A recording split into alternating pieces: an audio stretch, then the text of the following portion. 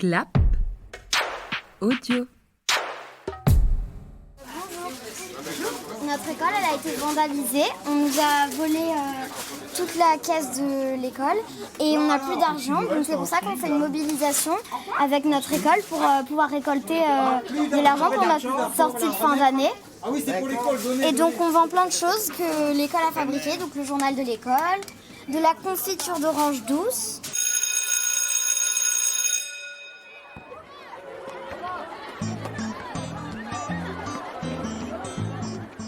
Si on n'était pas passé par la maternelle, on ne serait pas ici en ce moment. Je présente ma conférence sur l'ISS. L'ISS est un grand vaisseau qui tourne autour de la Terre. Donc je pense que toutes les classes servent à quelque chose. C'est un muguet. Et ça, c'est pour toute l'école.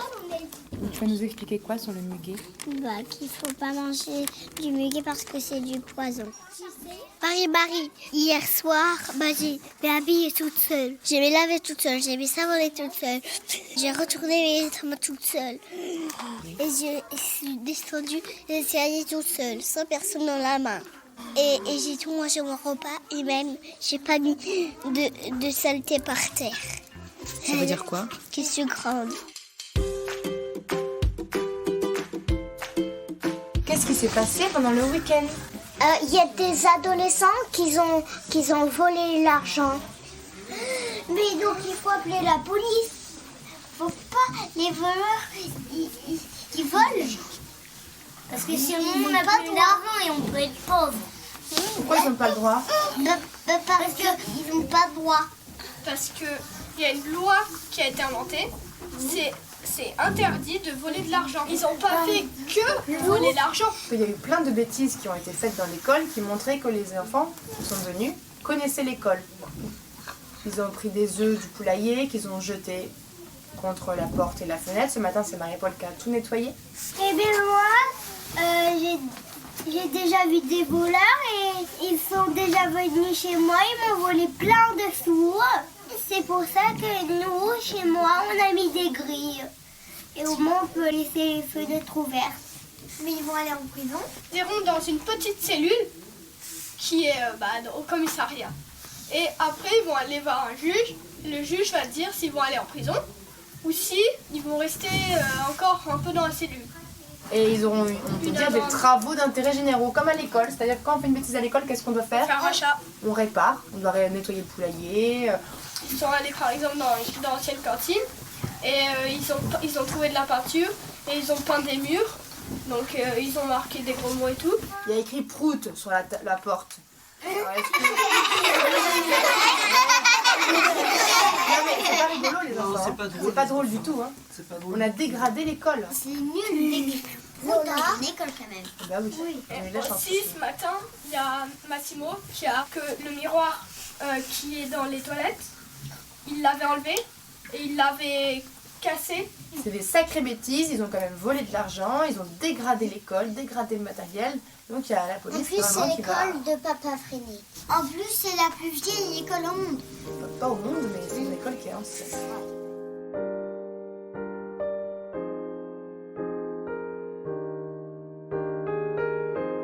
Aujourd'hui est un lundi pas comme les autres. En rentrant de week-end, les enfants retrouvent leur école cambriolée et vandalisée. En plus des dégradations matérielles, la caisse de l'école a été volée. Cette caisse est alimentée tout au long de l'année par les actions des enfants, les ventes de gâteaux et les recettes du marché de Noël. L'argent récolté et dépensé est toujours compté et remboursé par les enfants eux-mêmes. C'est ainsi que les enfants trésoriers de la classe des grands s'empressent de compter l'argent dérobé qui devait servir à financer la sortie de fin d'année en Italie. Plus de 1 200 € ont disparu. Alors, suite à ces événements, une grande réunion de coopérative est organisée de toute urgence. Les enfants décident de ne pas se laisser abattre et proposent d'organiser une grande mobilisation dans la ville de Vence pour renflouer les caisses. Toute l'école s'active pour préparer cette journée de vente. Journaux scolaires, gâteaux, bouquets aromatiques, panneaux pour potager fabriqués en bricolage, pancartes explicatives, etc. Des groupes de 4 enfants ont été formés, les quartiers de la ville répartis par équipe et c'est parti. Les enfants vont donc parcourir la ville, entrer chez les commerçants, interpeller les passants et proposer de participer à cette action de solidarité. Une mobilisation unique et inédite.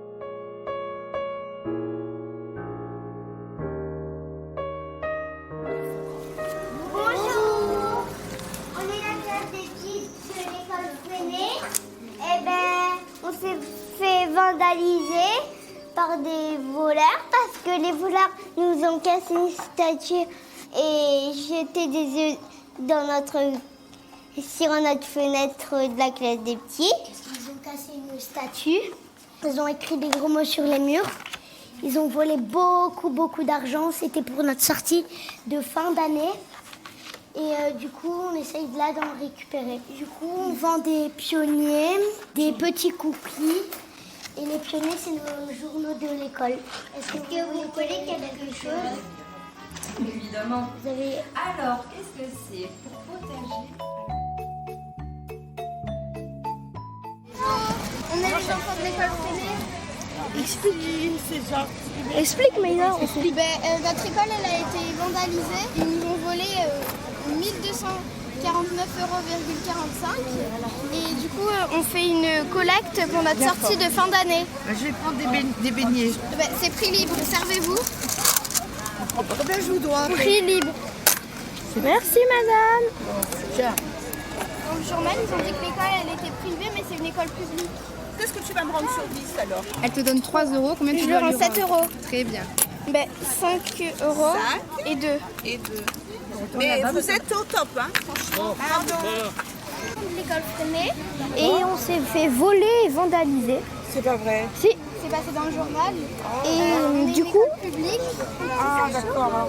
est-ce que vous voulez nous acheter quelque chose? Alors, il y a un stand là-bas. Si vous... Il y a des panneaux pour potager qu'on a fabriqués. Et on a des boissons fraîches. Si vous en achetez 3, vous avez, ça coûte 10 €. Ah d'accord, pour les papas. D'accord. 5 € c'est correct.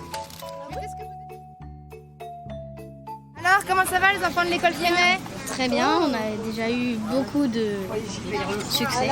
On a vendu des gâteaux et tous nos pionniers. Ça, c'est tout fait maison, hein. Un petit comme ça, un cookie, voilà. Alors, donne-moi encore, ça, c'est à quoi? C'est nature, ça? Ça, c'est nature.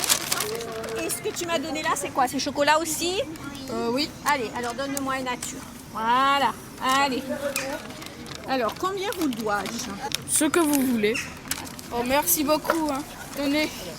Allez, bonne journée. Au revoir. Bonne journée, au revoir. Je te mets 2. Est-ce que c'était bon pour toi?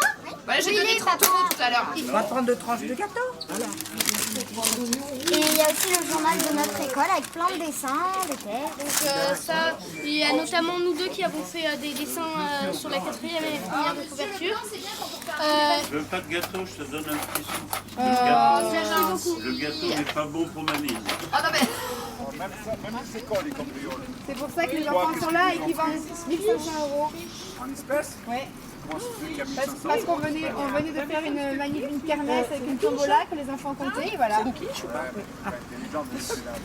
Bah, les enfants comptabilisent, c'est eux qui comptent. On est l'école Freinet de Vence et on a été cambriolés et vandalisés. Oui. Ah mince. 700 €. Eh ben dis donc, Cindy, t'as de la monnaie un peu pour les enfants s'il te plaît? Du coup, Attends. nous on a fait une mobilisation à Vence pour essayer de récupérer notre argent pour Bah, la vous sortie avez à raison, fin c'est d'année. super courageux, c'est super bien. Merci. Très bonne journée, bon courage à vous. Merci.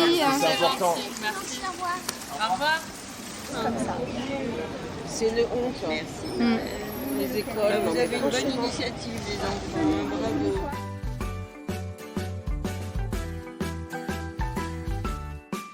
On a récolté apparemment plus que ce qu'on nous avait pris.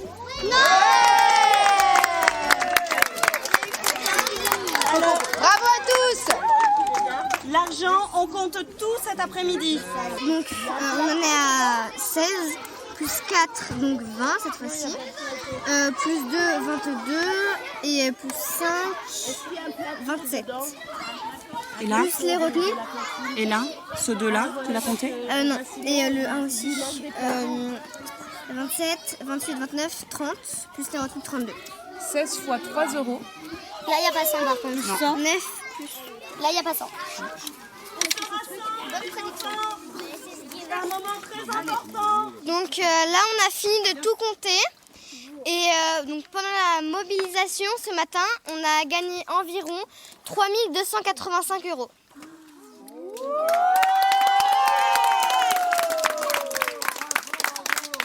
est-ce qu'on a réussi à récupérer l'argent volé? Oui. On a gagné combien de fois plus? Bravo à tous les enfants.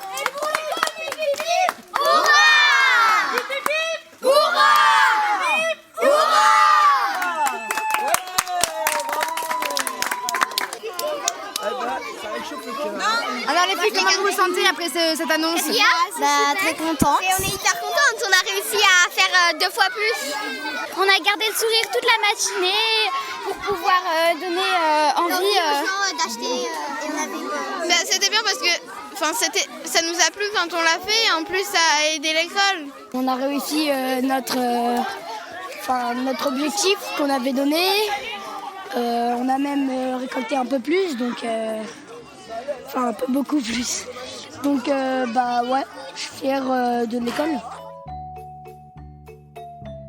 L'objectif a été atteint, et même largement dépassé. La sortie en Italie de fin d'année aura donc bien lieu. Ouf! Toute l'école est en joie et se félicite d'avoir su rebondir après ce triste événement. Mais quelques jours plus tard, la classe des CP, CE1 et CE2 se questionne sur l'enquête et se demande ce qu'encourent les adolescents qui ont dégradé leur école. Alors, Alice propose, avec sa maman qui est magistrate, de simuler le procès de ces adolescents. L'occasion de travailler en théâtre et en instruction civique. Le procès a lieu au petit théâtre extérieur de l'école et la classe des petits demande à assister à l'audience.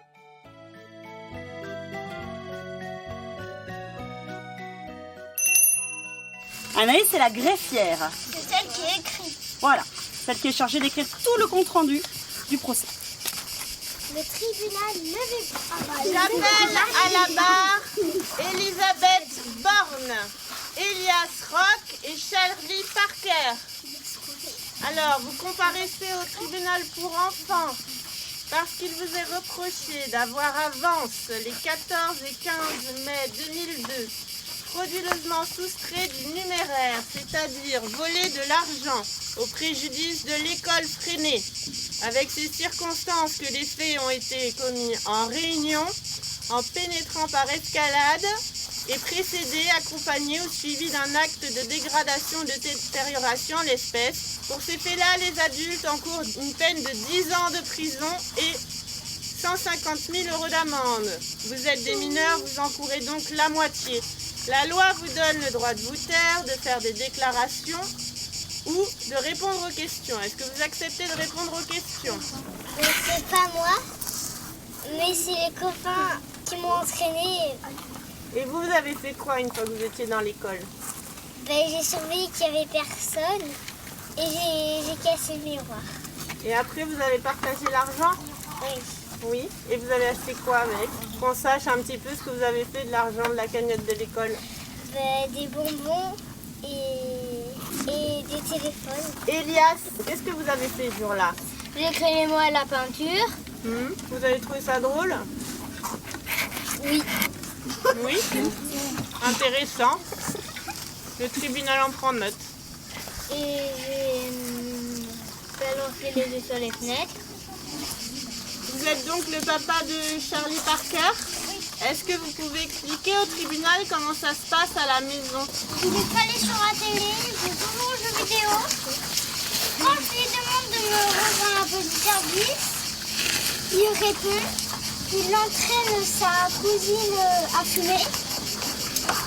Il boit de la bière en cachette. Mais en plus, je suis un pour élever Charlie. Donc c'est assez compliqué.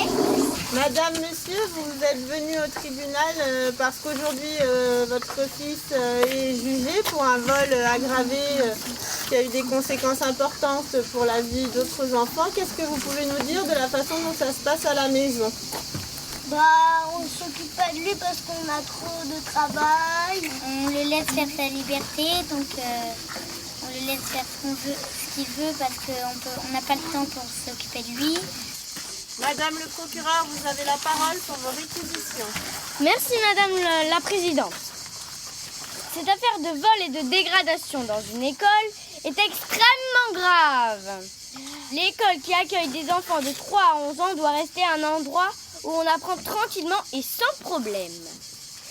Il ne vous aura pas échappé que Charlie, âgé de 17 ans, est celui qui a eu l'idée de pénétrer ainsi dans l'école, de casser une fenêtre et voler 1 200 €. Grâce à l'empreinte digitale retrouvée sur le miroir, les gendarmes ont pu identifier Charlie. Ils ont ensuite exploité son téléphone portable dans lequel se trouvait un SMS qui disait « Les gars, on se retrouve devant l'école !» Elias Rock reconnaît avoir participé. Il minimise et s'en fiche. Elisabeth Borgne a menti à ses parents. Elle a fait le guet, elle a cassé le miroir. Pourtant, elle se contente de jeter la faute sur les autres. C'est un peu facile, elle aurait dû dire non. Non, ce n'est pas que des vieilles statues, qu'un peu d'argent, que de la peinture à l'eau. Qui va réparer, rembourser, nettoyer ? Je suis inquiète, car ils ne regrettent rien.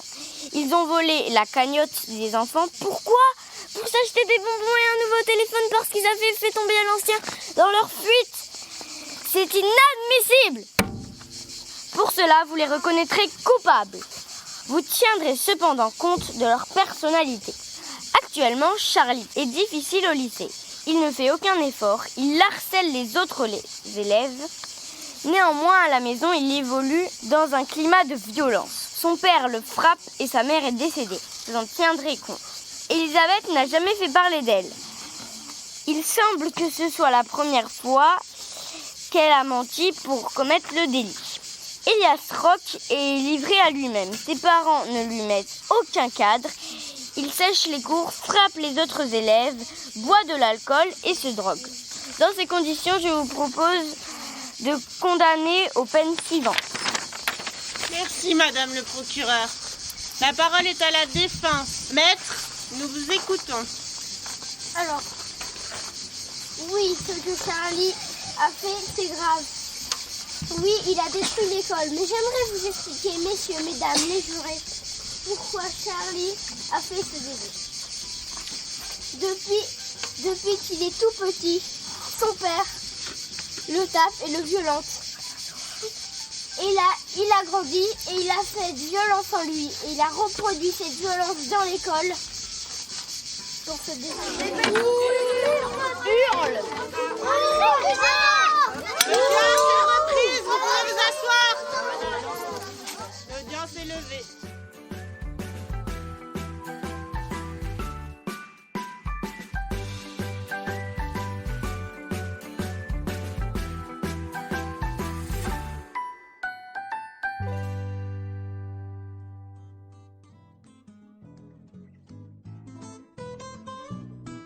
Ce procès théâtralisé aura permis aux enfants de juger fictivement les coupables, de savoir ce qu'ils peuvent encourir pénalement, de connaître les différents acteurs entendus en audience, mais aussi de comprendre ce qui peut pousser des personnes à agir ainsi, des manques éducatifs, des violences familiales, etc. Cela n'excuse pas, mais permet de mieux comprendre. Entre la mobilisation et le jugement, les enfants ont pu verbaliser et agir face au cambriolage. La caisse de l'école est de nouveau pleine et tout le monde part pour une journée en Italie le mois prochain.